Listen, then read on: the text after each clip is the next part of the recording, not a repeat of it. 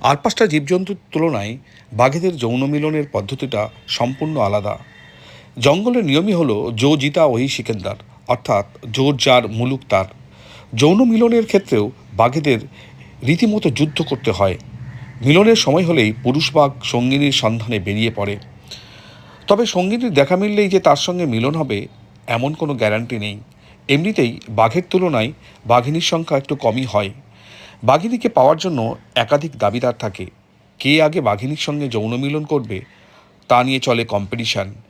সেই যুদ্ধে যারা জয়ী হয় তারাই যৌন মিলনের অধিকার পায়, আর যে পরাজিত হয় সে মনের দুঃখে এলাকা ছাড়তে বাধ্য হয়। মিলনসঙ্গী খোঁজার জন্য বাঘিনীরাও অনেক সময় ছটপট করতে থাকে। এই সময় পুরুষ বাঘকে আকৃষ্ট করতে তার একটা বিশেষ পদ্ধতি অবলম্বন করে। বাঘিনীর লেজের নিচে থাকে এক ধরনের গ্রন্থি, যেখান থেকে ফেরোমন হরমোন নিঃসৃত হয়। মিলনের জন্য পুরুষ সঙ্গীকে আকৃষ্ট করতে বাঘিনী গাছে পাথরে ফেরোমন হরমোন ছিটাতে থাকে।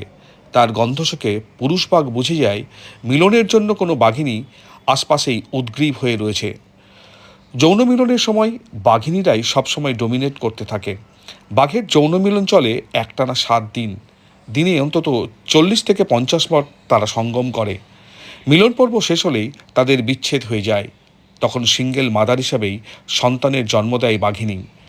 বাঘেরা কিন্তু যখন তখন যৌন মিলন করে না, তার একটা নির্দিষ্ট সময় থাকে। মূলত নভেম্বর মাস থেকে জানুয়ারি পর্যন্ত বাঘেদের যৌন মিলনের সময়। এই সময় তারা সঙ্গীকে কাছে পাওয়ার জন্য মরিয়া হয়ে ওঠে। বাঘিনীর খোঁজে জঙ্গলের মধ্যে পাগলের মতো ঘুরে বেড়ায় বাঘেরা। এই ধরনের খবর আরও জানতে চ্যানেলটি সাবস্ক্রাইব করুন এবং আরও বেশি করে শেয়ার করুন।